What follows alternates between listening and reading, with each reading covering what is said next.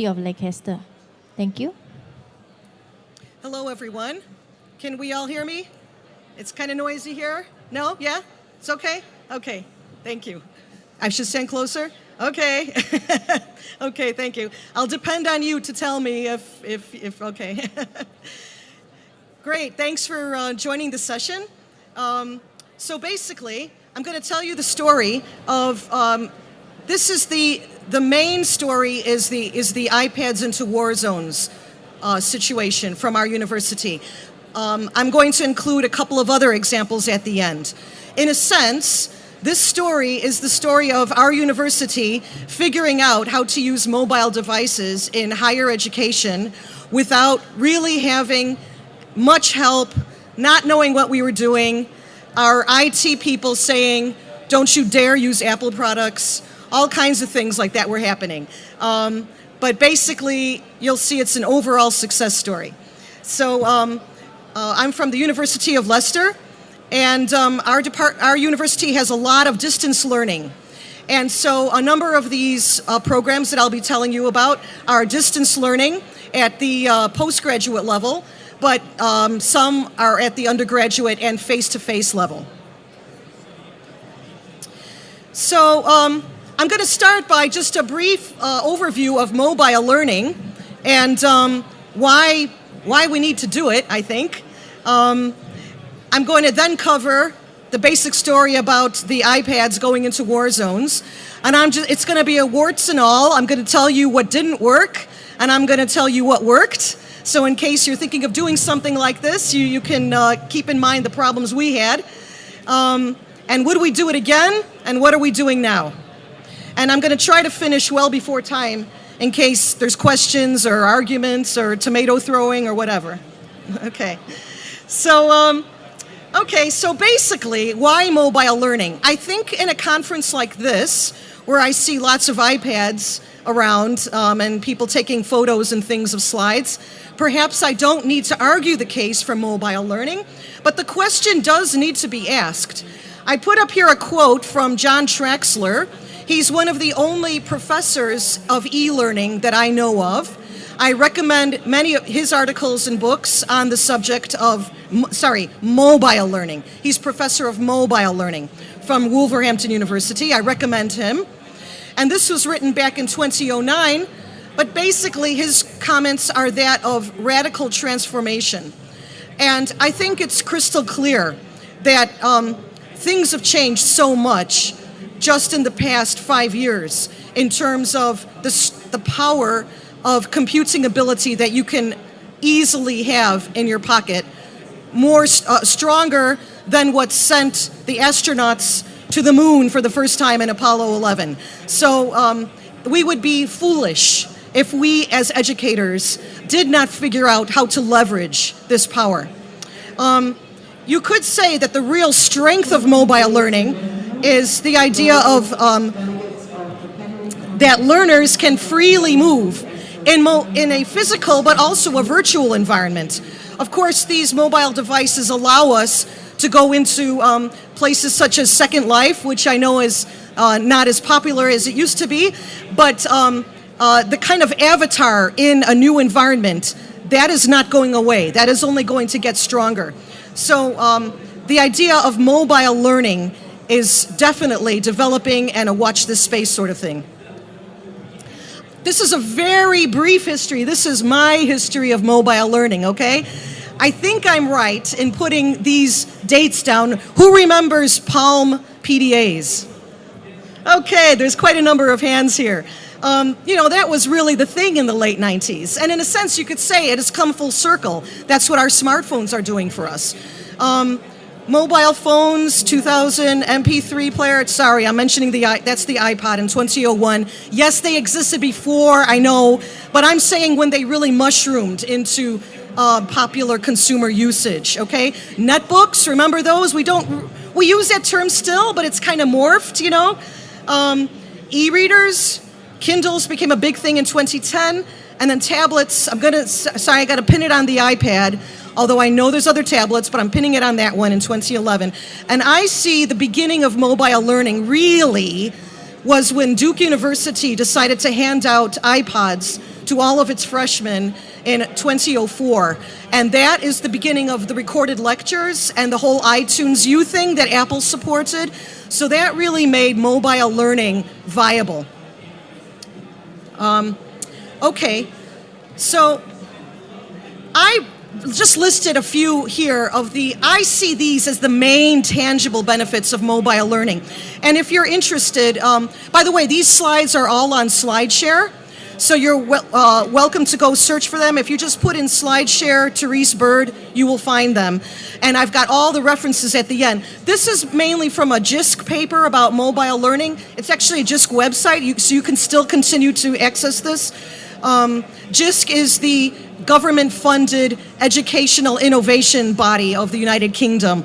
It's just like the rest of the UK, it's broke right now, but it's still kind of going on. People are contributing to it just out of their own scholarship and the goodness of their hearts. So in a sense, you could say now it's for real, because it's where people believe in it. So these are the real positives of mobile learning, I think. You don't have to train people because the devices are familiar to them. You take them everywhere, they're ubiquitous, portable learning. You can capture, you can photograph, you can record your voice, you can record your reflections right now. You can tap in a blog post right now, so capture when you're still in the environment of it happening, and that promotes active learning. And I think active learning is a key thing. I've just been in a workshop about discussing BYOD, etc. I think university learners we hope they would be active learners, but kids need to be led to be active learners.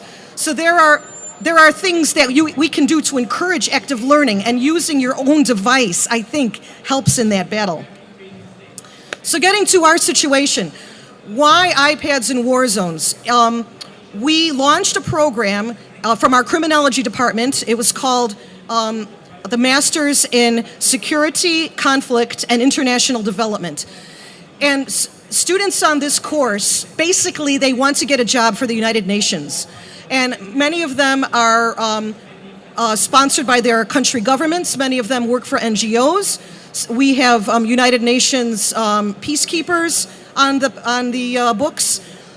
Various situations, and all of the countries are countries of conflict or recent conflict. And yet, because these students are going to be, they're headed for the United Nations, they need good learning materials, better than just papers in the post. They need to have good digital literacy as well. They need to be able to deal with mobile devices. They're going to be in the United Nations, So we decided we needed to give them good interactive multimedia learning materials. And yet, because they're in war zones, they could only access the internet maybe once a month. And so how do you do this? You cannot expect these people, there's no way, they're not going to get the internet. So what do? We thought about the Kindle, we thought about phones, we thought about shipping them laptops, but that was a problem because you're not going to get on the internet. So what do? So of course the iPad came out in 2010, and I could see that the iPad it had something downloaded on the iPad as well as depending on the internet. So if the app was designed properly, you don't need the internet. And that seemed to be the way to go. So basically, that's what we did. We decided to find an app programmer who knew enough to make the app that it would work well enough without being on the internet. And we found an app programmer, and what we did was we just went to the Apple store in Leicester and said, do you know of any good app makers here in Leicester? And he said, yeah, call these people. They're called Cuckoo Apps, K-U-K-U, if you want them. And if you're interested in using them, I happen to know that you can benefit from the fact that our course is already made. I think they can use the basic template, and then you can get a discount. But you didn't hear that from me, but I think that's what they would do. Anyway, that's the bottom line. The idea is that you get all the material in one shot, and then maybe you can update it a few months later if need be. They figured out a way to not even need the update at first because we didn't want to depend on anything. So how do you guarantee that access? What about if the iPad breaks? What if it gets stolen? Is the student's data safe? Oh boy, forget that one. my central IT people were like, no way, you can't, first of all, you can't give them an Apple product because Apple is bad. We all know Apple's bad. So you can't do that. And the next thing they did was you can't put students' data in any cloud. The app maker was going to use a cloud. Oh no, you can't put any student information in the cloud. Well, it's just learning material. It's not marks, it's not names, it's nothing. But you know, sometimes these IT people will just think of any reason not to do anything new. Sorry if there's anybody here from a department, that IT department, but that's the problem we had. And then how do you pay for it? Well, so here were the answers that we found. So the Apple Store recommended a programmer. The programmer was clever enough to figure out how to do this. It was not that difficult. The app programmer was a professional, and he actually then charged based on how many students we recruit. So what we do is, essentially, the app is free in the Apple Store. You can download it right now if you want. There's a Wi-Fi zone there. It's called SCID, S-C-I-D. It's only on Apple right now. Maybe we'll get it for Android eventually. But you get about 10% of all the material. Once you pass that 10%, you have to put in your university ID, then you get the rest. So that's how we can give it away, and it's on the Apple Store, so it's kind of advertising our program. So this is how the app designer wanted to do it, because if he designs a good app, he helps to sell himself. So this was a good model to go for. How to guarantee access to the app? The students had to ensure that they at least had a wired connection, at least at the beginning of the term. So we just gave them instructions: connect your new iPad to a wired connection, and you can get it through the Apple Store that way, and you're not depending on Wi-Fi, because Wi-Fi is a problem. What if it breaks or is stolen? We decided to depend on Apple customer service. Basically, we haven't had any problems so far.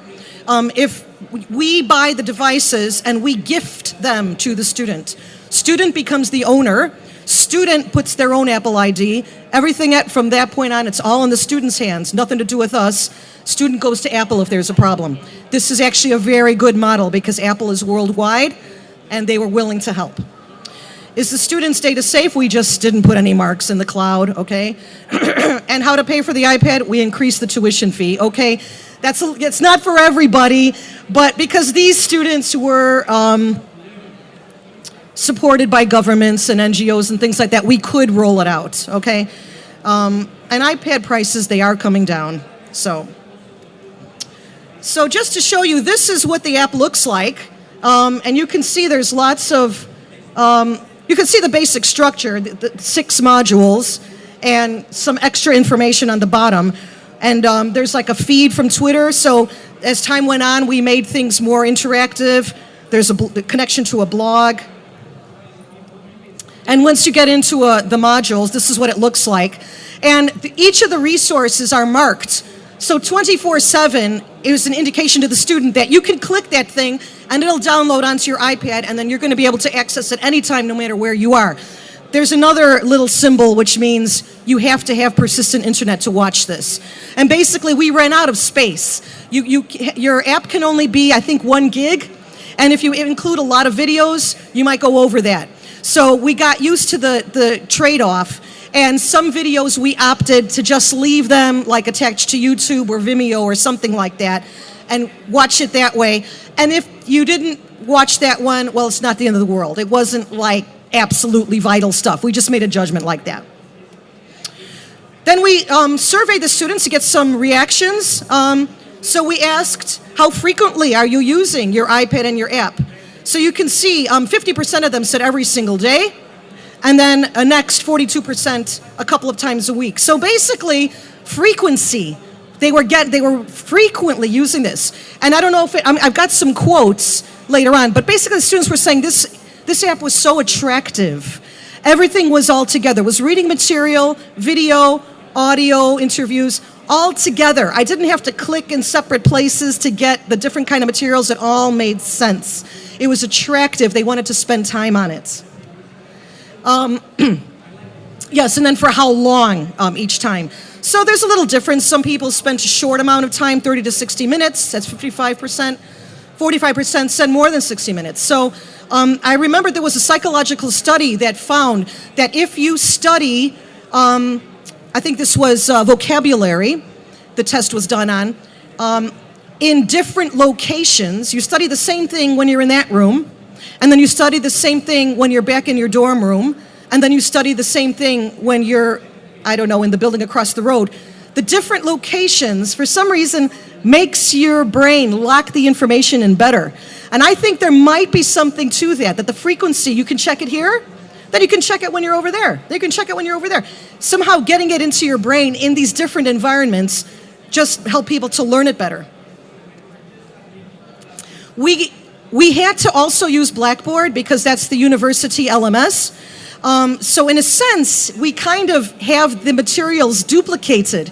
But the problem was that Blackboard kind of demanded a persistent internet. And so that would just not be suitable for these students. And we knew that. That's why we went to make the app. And so basically, we asked them, in your ranking of your preference of using the material, because we did send them some printed material too.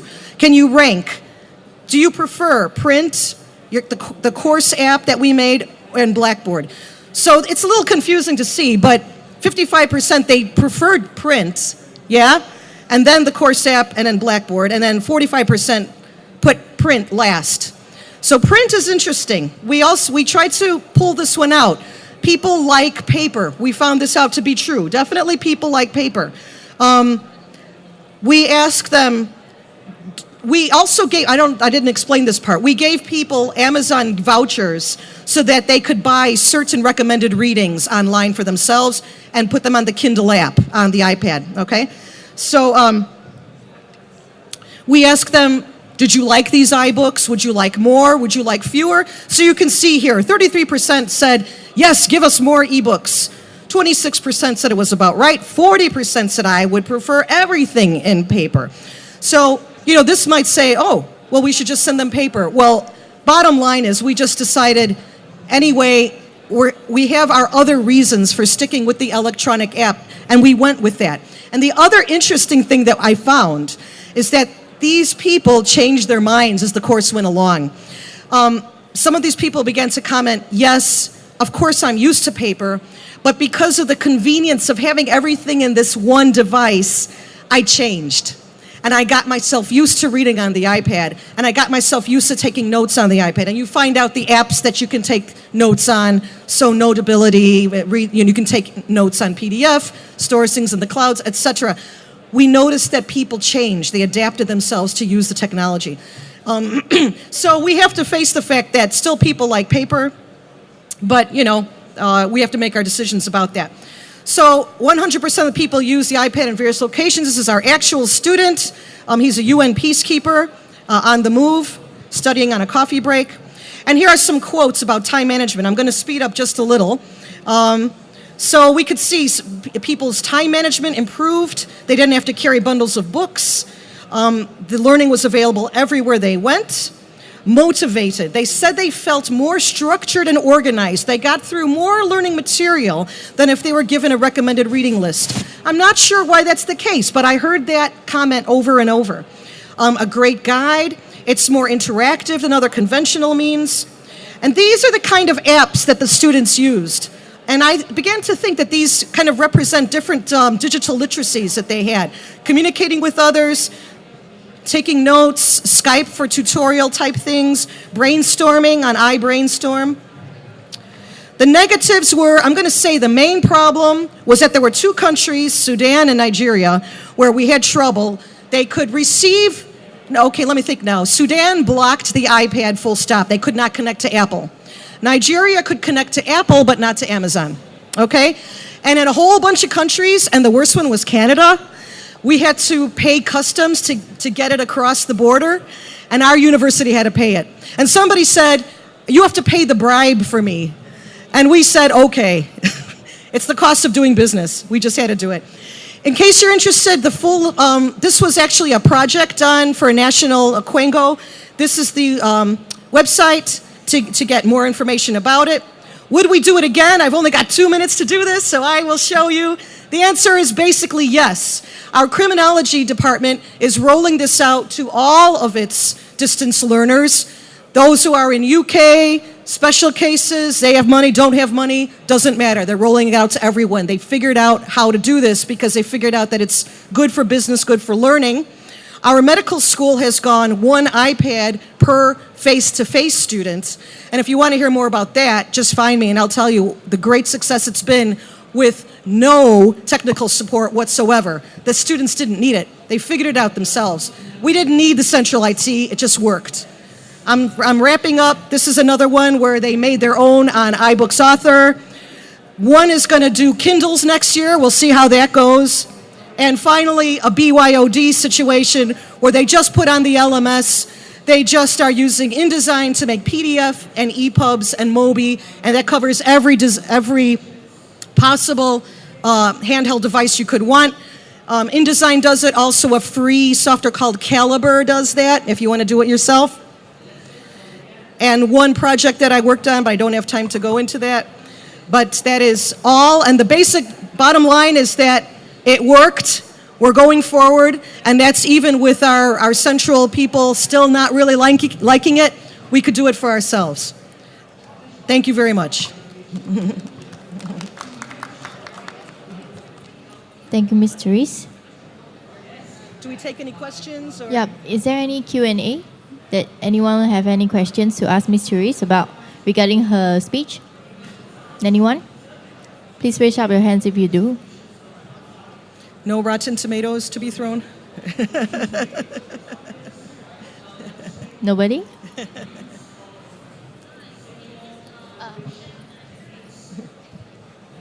Hello, thank you so much for sharing with us, about what you are doing. I'm just curious, in your university, are they using iPads as well in the classrooms? Okay, the one face-to-face, how can I say this?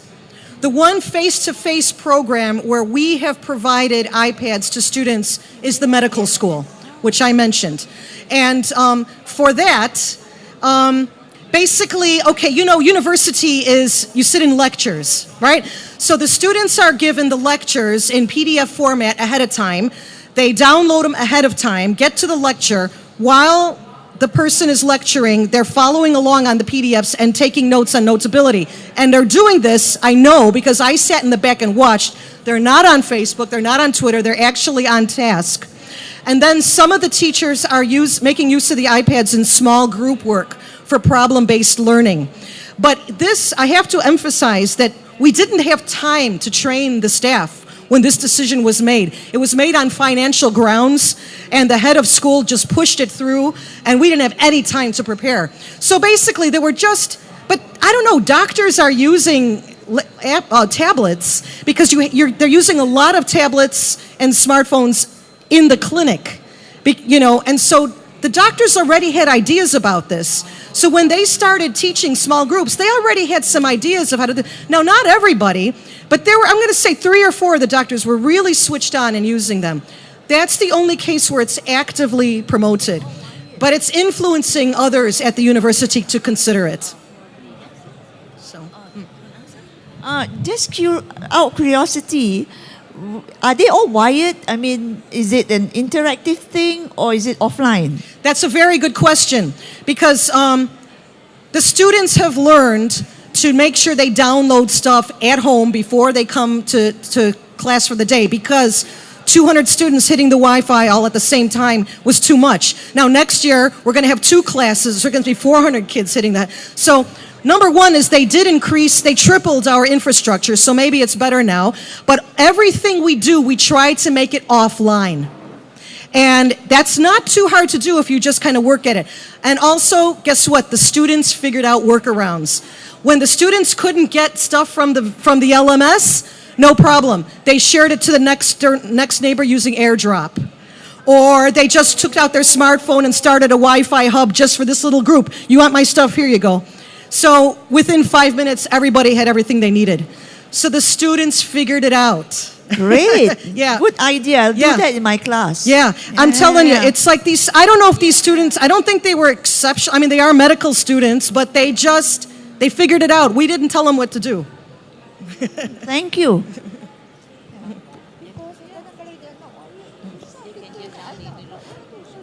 I could say the only thing we actually did was we just made sure, rather than stuff going onto the LMS just in .docx format, it was in PDF format so that they could use Notability.